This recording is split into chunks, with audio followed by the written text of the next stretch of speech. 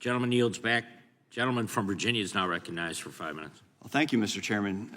My goodness, after hearing my friend from California talk, I'm reminded of the old adage, when you're a hammer, everything looks like a nail.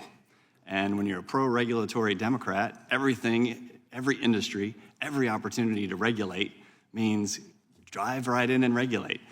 Ms. Malugin, can you speak to what would happen to the AI industry if the U.S. were to adopt heavy-handed regulations?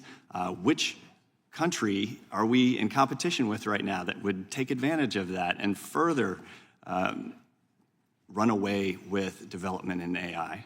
I think if American innovators are sufficiently distracted with regulatory hurdles and legal concerns, you are taking a limited amount of energy and resources away from them turning out the best product.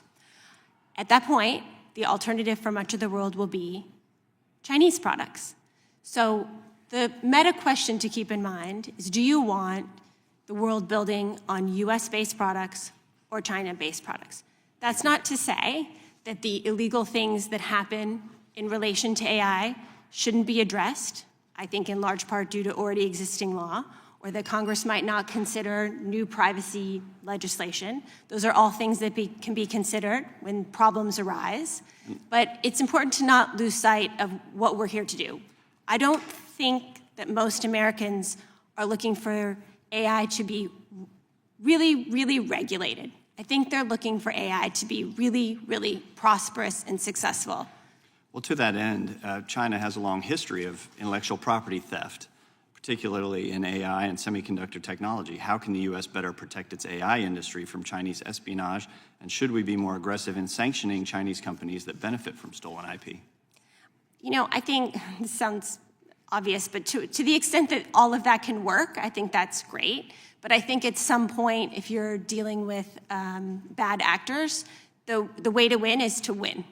And I think that you make the biggest mistake by hampering the efforts of U.S. innovators with all this sort of the sideshow of all the things that can possibly go wrong. Of course, there are going to be challenges and harms that are very real.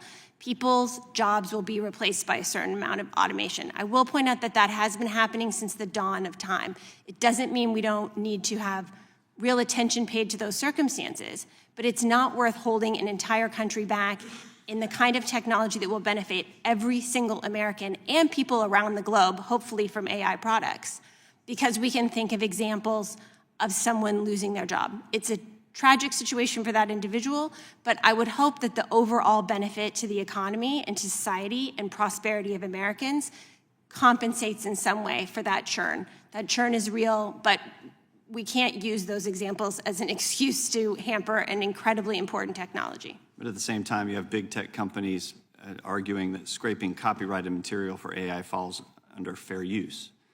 But this practice could severely undermine artists, journalists, and content creators. Should the U.S. Continue to enforce its protections to prevent AI developers from profiting off stolen intellectual property? I think intellectual property with the forward movement of technology is a bit of a moving target. I think it's certainly an area where Congress can look to revisit and adjust as necessary. I don't know that we're there yet, but I think that those are very valid concerns. I'm certainly not here to argue that there will be no regulatory or legal reaction to AI. I'm just here to argue that it's better to go cautiously forward on a case-by-case basis, and fair use and intellectual property might very well be one of those. Now, several lawsuits, including the New York Times versus OpenAI, argue that AI models unlawfully use copyrighted content for training. Given these legal challenges, do you think courts will ultimately force AI developers to pay licensing fees? And how might that impact competition and innovation in the AI industry? It's my personal policy not to comment on what courts might do. It's possible. I do think one of the pressure points in AI progress for the U.S. is data sources. I think the market is innovating even for those synthetic data. There's other solutions, but new data, more data, is an important balancing act to keep in mind when you're talking about limiting access to that for maybe the next companies that come along. I think that there's trade-offs that need to be weighed there. There's a balance. There's a balance, right? And as in most of intellectual property law, I think. But Also, I'll quickly make the point that with data, it's not always more is better. We're finding that out. Up to a certain point, you need a certain amount, and it needs to be good, and there's engineering progress that can be made on top of that data. But it's not the end-all, be-all that AI, it's not the only factor that's important for innovation in AI. Thank you. Gentleman yields back. Mr. Chairman, have a unanimous consent